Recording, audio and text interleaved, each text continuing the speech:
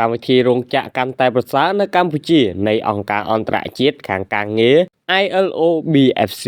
ជាប្រភពសារព័ត៌មានដ៏ទុកចិត្តសម្រាប់ម្ចាស់ម៉ាកនិងអ្នកបញ្ជាទិញឯអាដាមហេងសួររដ្ឋមន្ត្រីក្រសួងការងារនៅមណ្ឌលបណ្ដាវិជ្ជាជីវៈបានគូបញ្ជាក់ថាកម្ពុជានៅតែបន្តគាំទ្រចំពោះកម្មវិធីរោងចក្រកាន់តែប្រសើរនៅកម្ពុជានៃអង្គការអន្តរជាតិខាងការងារ ILO BFC ដោយសាររបាយការណ៍និងការវិតម្លៃចេញពីកម្មវិធីនេះគឺជាប្រភពព័ត៌មានដ៏ទុកចិត្តសម្រាប់ម្ចាស់ម៉ាកអ្នកបញ្ជាទិញនិងធ្វើឲ្យមានការអភិវឌ្ឍកាន់តែប្រសើរសម្រាប់វិស័យវាយនភ័ណ្ឌកាត់ដេរផលិតស្បែកជើងនិងផលិតផលធ្វើដំណើរនិងកាបូបនៅក្នុងប្រទេសកម្ពុជាការគូបញ្ជាក់ដូចនេះនៅក្នុងឱកាសឯកឧត្តមរដ្ឋមន្ត្រីបានទទួលជួបសម្ដែងការគួរសមនិងពិភាក្សាការងារជាមួយគណៈប្រតិភូកម្មវិធីការងារកាន់តែប្រសើរជាសកល Better Work Global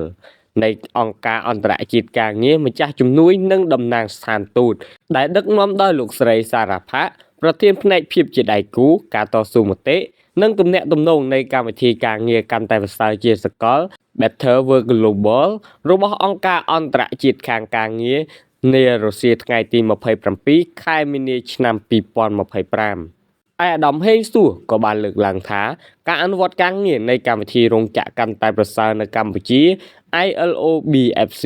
មិនត្រឹមជំរុញស្តង់ដារការងារនៅកម្ពុជាអនុលោមតាមស្តង់ដាររបស់អង្គការអន្តរជាតិខាងការងារប៉ុណ្ណោះទេតែក៏ទទួលបានការទទួលស្គាល់និងការទុកចិត្តពីភាគីនយោជកភាគីនយោជិតនិងជាគំរូដ៏សំខាន់មួយសម្រាប់អធិការកិច្ចការងាររបស់កម្ពុជាផងដែរជាការឆ្លើយតបគណៈប្រតិភូកម្មវិធីការងារកាន់តែប្រសើរជាសកល Better Work Global នៃអង្គការអន្តរជាតិខាងការងារម្ចាស់ជំនួយនិងតំណាងស្ថានទូតបានបង្ហាញក្តីរីករាយក្នុងកិច្ចសហប្រតិបត្តិការជាមួយក្រសួងការងារនៅមណ្ឌលបណ្ដាវិជ្ជាជីវៈនិងភាគីពាក់ព័ន្ធនានាដើម្បីធ្វើយ៉ាងណាឲ្យកម្មវិធីរោងចក្រកាន់តែប្រសើរនៅកម្ពុជាទទួលបានប្រសិទ្ធភាពខ្ពស់